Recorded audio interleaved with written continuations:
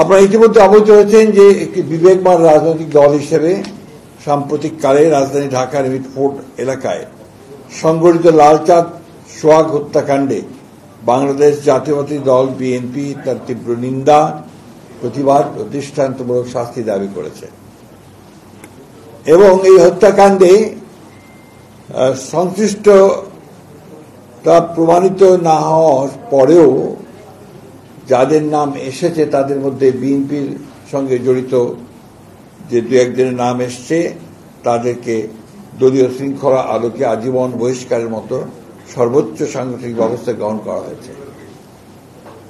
নিহতের পরিবার পক্ষ থেকে ইতিমধ্যে মামলার এজাহারের অসঙ্গতি সম্পর্কে বক্তব্য দেওয়া হয়েছে। তাদের বক্তব্য থেকে জানা যায় যে তাদের উল্লেখিত 3 জন অপরাধীদের নামের স্থলে এমন 3 জনের নাম সংযুক্ত করা হয়েছে যাদের বিরুদ্ধে তাদের কোনো অভিযোগ নেই।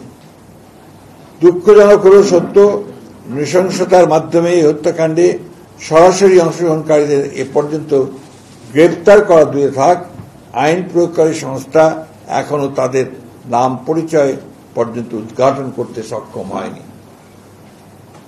তাছাড়াও আমরা বর্তমান সরকারের কাছে এই হত্যাকাণ্ডে সরাসরি অংশ নেওয়া ব্যক্তিদের গ্রেপ্তার এবং দ্রুত বিচারের পদক্ষেপ গ্রহণের দাবি জানিয়েছি।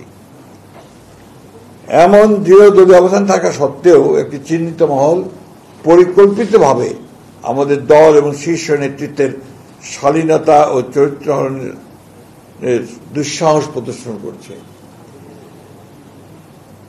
সার্বিক বিবেচনায় আমাদের বেশ কয়েকটি বিষয় গুরুত্বের সাথে অনুধাবন করা প্রয়োজন বলে আমরা মনে করছি, কারণ বিষয়গুলো জনমনে কিছু প্রশ্নের উদ্রেক করেছে।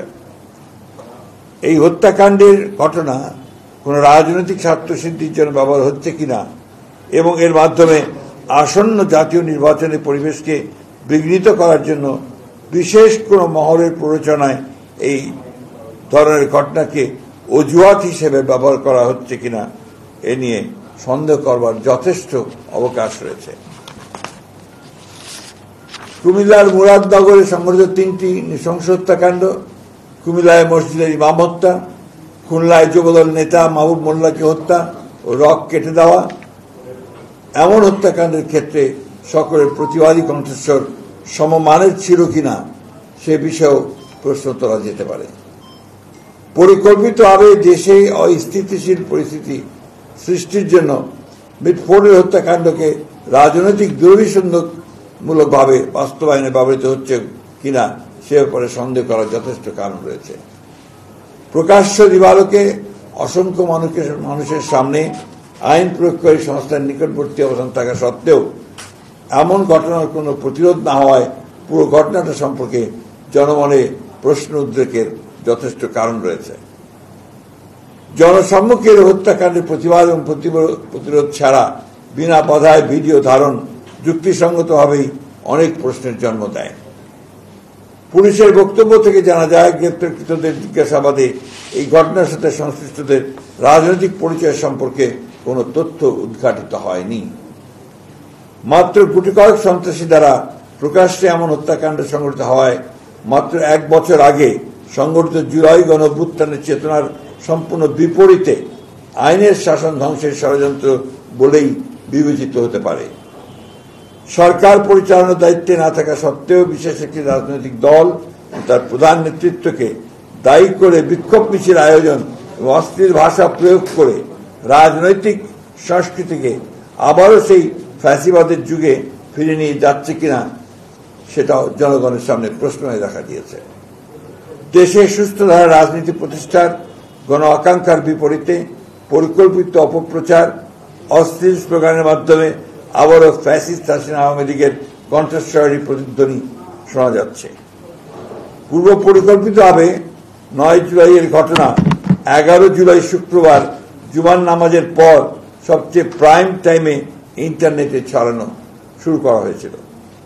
পরিকল্পিতভাবে নির্দিষ্ট কিছু সোশ্যাল মিডিয়া আইডি ও পেজ থেকে আগে থেকেই তৈরি করে রাখা ফটো কার্ডগুলো অনলাইনে ছড়ানো শুরু হয়। এ থেকে প্রতীয়মান হয় যে অনলাইনে ভুয়া তথ্য প্রচারের ক্যাম্পেইন শুরুর আগে থেকেই অপপ্রচার সামগ্রী তৈরি করে রাখা হয়েছিল।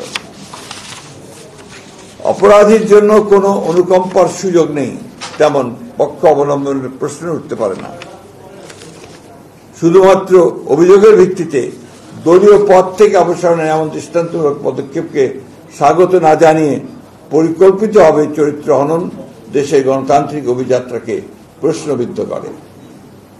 ক্ষতিগ্রস্ত পরিবারের পাশে দাঁড়ানো এবং তাদের আইনি সহায়তা প্রদানের অঙ্গীকার থেকে আমাদের বিচ্যুত হবার সুযোগ নেই।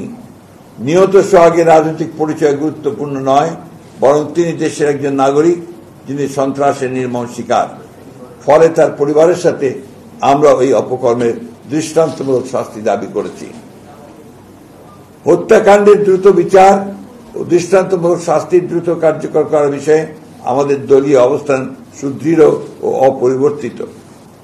একটা বিষয় আমার মনে হয় যে আপনারা সবাই লক্ষ্য করেছেন যে পুলিশের যে ইনভেস্টিগেশন তার রিপোর্টে কিন্তু বলা হচ্ছে এটা কোনো চাঁদাবাজির ব্যাপার ছিল না, এটা সম্পূর্ণভাবে ব্যবসায়িক ঘটনা থেকে এটা সংঘটিত হয়েছে।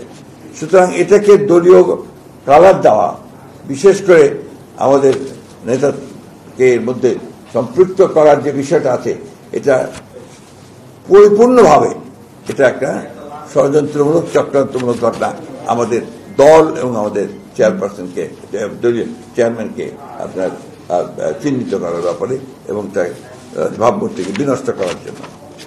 নৃশংস হত্যাকাণ্ডের অন্তর্নিহিত কারণ অনুসন্ধানের জন্য আমরা উপযুক্ত ব্যক্তিবর্গের সমন্বয়ে একটি তদন্ত তত্ত্বানুসন্ধানী কমিটি গঠনের সিদ্ধান্ত নিয়েছি, যারা প্রকৃত সত্য উদ্ঘাটন করবেন এবং তার জনসম্মুখে প্রকাশ করবেন।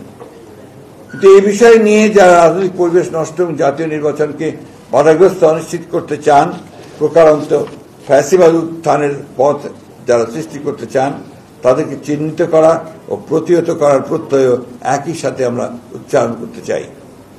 বিএনপির অবস্থান বরাবরের মতোই খুব স্পষ্ট। অপরাধীর কোনো দলীয় পরিচয় থাকতে পারে না। ব্যক্তির অপরাধের সাথে দলের কোনো সম্পর্ক নেই। আমরা কুণ্ঠিত হই যখন লক্ষ্য করি বিকৃত রুচির বিকারগ্রস্ত গোষ্ঠী তাদের অশ্লীল কদর্য মানসিকতা কোমলমতি শিশু কিশোরদের কণ্ঠে ধ্বনিত করিয়ে আমাদের আগামী প্রজন্মের মূল্যবোধ ধ্বংস করছে, শুধুমাত্র তাদের কুৎসিত ষড়যন্ত্র বাস্তবায়ন করতে। শত বাধা অতিক্রম করে জনগণকে সাথে নিয়ে বাংলাদেশের মালিকানা বাংলাদেশের মানুষের কাছে ফেরত দেওয়াই আমাদের একমাত্র অগ্রাধিকার। বিগত 17 বছরের দীর্ঘ সংগ্রামে আমাদের কষ্টার্জিত সফলতা ব্যর্থ করার কোন সুযোগ নেই। সুপরিকল্পিতভাবে দেশের বৃহত্তম জনপ্রিয় দলের বিরুদ্ধে কুৎসা রটনা উদ্দেশ্য প্রণোদিত দলের শীর্ষ নেতা, যিনি শুধু একজন ব্যক্তি নন, যিনি দীর্ঘ 1.5 যুগ ধরে পরিচালিত স্বৈরাচার পতন আন্দোলনের প্রধান নেতা, সাফল্যের কারিগর, গণ অভ্যুত্থানের প্রাণপুরুষ, তার বিরুদ্ধে অশ্লীল কুরুচিপূর্ণ এমন বক্তব্য প্রদানের বিরুদ্ধে আমরা তীব্র প্রতিবাদ, নিন্দা ও ঘৃণা প্রকাশ করছি।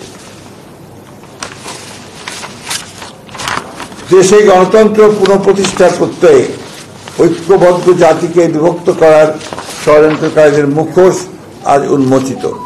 এই অপরাজনীতি প্রতিহত করার ক্ষেত্রে সরকারের উদাসীনতার প্রতি আমরা তীব্র ক্ষোভ প্রকাশ করছি।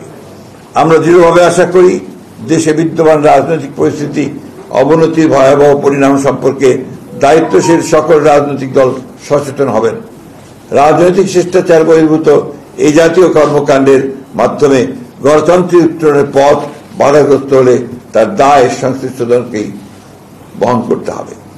আমরা গভীর শঙ্কার সাথে লক্ষ্য করেছি সুপরিকল্পিতভাবে এই অশ্লীল কুরুচিপূর্ণ আক্রমণের লক্ষ্যবস্তু হচ্ছেন এদেশের স্বাধীনতা, মুক্তিযুদ্ধ, সার্বভৌমত্ব ও গণতন্ত্রের সমর্থক রাজনৈতিক দল ও তার শীর্ষ নেতৃত্ব।